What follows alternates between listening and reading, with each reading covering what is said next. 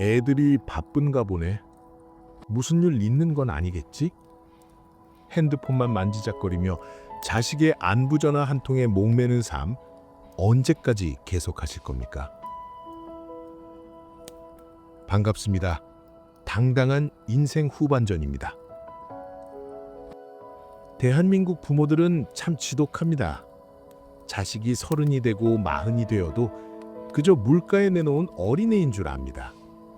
먼저 전화하고 반찬해서 보낼 테니 오라 그러고 바쁘다 하면 서운해하면서도 또 먼저 손을 내밀죠. 그런데 어느 날 당신이 그 모든 연락을 멈추면 어떤 일이 벌어질까요? 자식이 당신을 영영 잊을까봐 두려우신가요? 아니요. 당신이 입을 닫아야 비로소 자식은 당신이라는 존재의 소중함을 뼈아프게 깨닫기 시작합니다. 부모가 늘 그 자리에 있을 거라는 착각, 내가 부르면 언제든 대답할 거라는 그 오만함이 자식을 철부지로 머물게 합니다. 오늘 부모의 침묵이 자식의 머릿속을 어떻게 뒤흔드는지, 왜 이 침묵이 당신과 자식 모두를 살리는 길인지 그 선연하고도 깊은 진실을 파헤쳐 보겠습니다. 첫 번째, 감정의 엔진을 끄십시오. 당연한 배려는 세상에 없습니다. 그동안 당신은 이 집안의 감정 엔진이었습니다. 아이들 생일을 챙기고 명절에 먼저 연락하고 손주 안부 묻고 부족한 게 없는지 살피고, 당신이 그 지독한 노력을 다 했기에 이 관계가 아슬아슬하게 유지되었던 겁니다.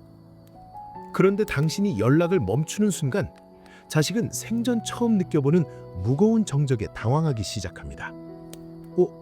왜 엄마가 전화를 안 하지?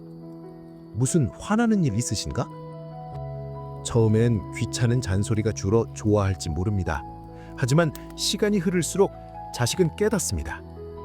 내가 누려온 그 평화로운 안부가 사실은 부모의 피말리는 노력과 헌신 덕분이었다는 것을요.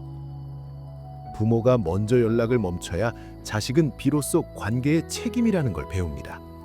내가 움직이지 않으면 부모와의 끈이 끊어질 수 있다는 공포를 느껴야 합니다.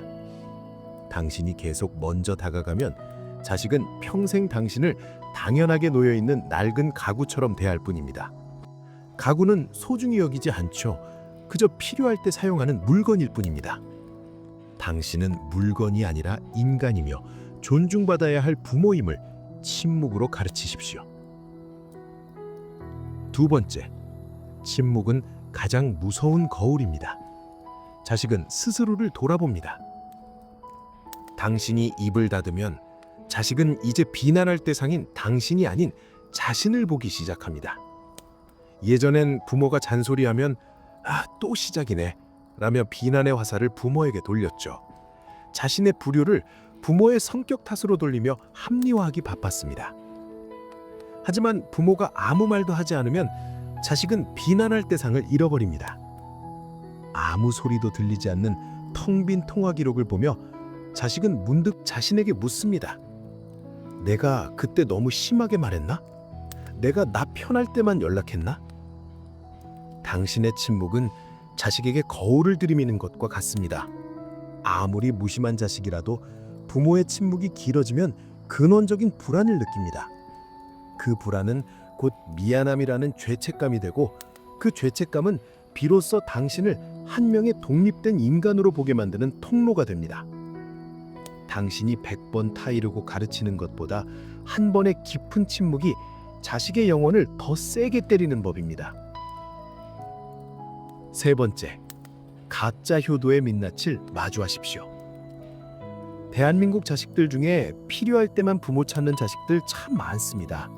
손주 맡을 일 있을 때, 당장 돈 빌릴 일 있을 때, 반찬 얻어갈 일 있을 때만 살가운 척 전화를 하죠.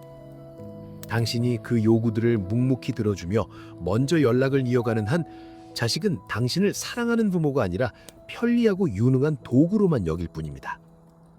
당신이 먼저 연락을 끊고 거리를 두면 이제 자식은 더 이상 당신을 자기 마음대로 조종할 수 없다는 걸 알게 됩니다. 이때 자식은 두 갈래로 나뉩니다.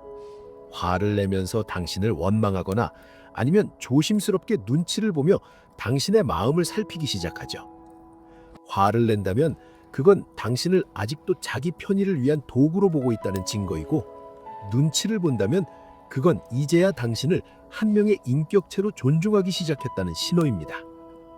자식의 진짜 속마음을 확인하고 싶다면 지금 당장 연락을 멈추고 고요하게 지켜보십시오. 그 정적 끝에 다가오는 자식의 모습이 그가 당신을 생각하는 진짜 모습입니다. 네 번째, 당당한 홀로서기가 최고의 교육입니다. 자식과의 연락을 줄이는 걸 절교나 의절이라고 생각하지 마십시오. 이건 건강한 관계를 위한 거리두기입니다. 당신이 자식 연락에 목매지 않고 당신의 인생을 즐기는 모습, 친구들과 여행 가고 취미 생활하며 활짝 웃는 사진 한 장이 100마디 훈계보다 훨씬 강력합니다.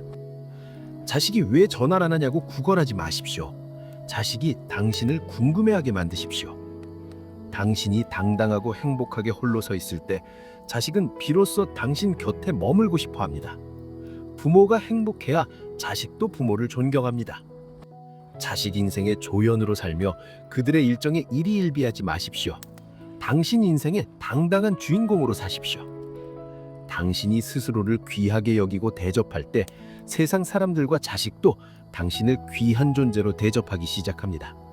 부모의 자존감이 곧 자식의 인격입니다. 다섯 번째, 비워야 채워지는 원리를 믿으십시오. 많은 부모님이 두려워합니다. 내가 연락 안 하면 영영 남남이 될까봐. 하지만 그런 마음이 자식을 더 오만하게 만듭니다. 사람은 결핍을 느낄 때 소중함을 압니다. 당신이라는 존재의 부재를 자식이 충분히 느껴야 합니다. 자식이 스스로 전화를 걸어 "엄마, 요즘 별일 없으세요?" 라고 묻게 하십시오. 그 한마디 대화를 위해 당신은 길고 긴 침묵의 시간을 견뎌야 합니다. 그렇게 자식이 먼저 다가왔을 때 너무 반갑게 맞이하지도 너무 퉁명스럽게 대하지도 마십시오. 그저 담백하게 나 잘 지내고 있단다 라고 대답하십시오. 이런 담백함이 자식에겐 부모가 자신의 통제를 벗어난 어른이라는 사실을 일깨워줍니다. 부모가 신비로워질 때 자식은 비로소 예의를 갖추기 시작합니다. 이제 핸드폰을 내려놓고 당신의 평화를 선택하십시오.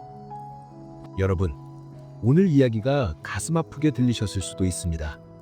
하지만 이 침묵은 자식을 버리는 것이 아니라 자식을 진정한 성인으로 만드는 부모의 마지막 사랑의 방식입니다. 평생 자식 뒷바라지에 안부 전화 한 통에 일희일비하며 사느라 정말 고생 많으셨습니다. 이제 그 무거운 마음의 짐을 싱크대 옆에 혹은 안방 소파 위에 내려놓으십시오. 자식이 당신을 찾지 않는다고 해서 당신의 가치가 사라지는 것이 절대 아닙니다. 이제는 자식의 전화를 기다리는 시간 대신 당신의 영혼이 정말로 원하는 일을 하십시오. 당신이 침묵 속에서 스스로의 평온을 찾을 때 그 평온함의 향기가 결국 자식을 당신 곁으로 다시 불러 모을 것입니다. 당당하게 거리를 두십시오. 그리고 당신의 삶을 찬란하게 가꾸십시오.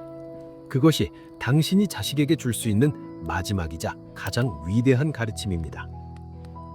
오늘 하루도 아무에게도 당신의 평화를 도둑맞지 않는 당당한 후반전이 되시길 바랍니다. 지금까지 당당한 인생 후반전이었습니다.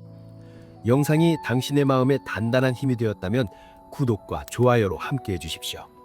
감사합니다.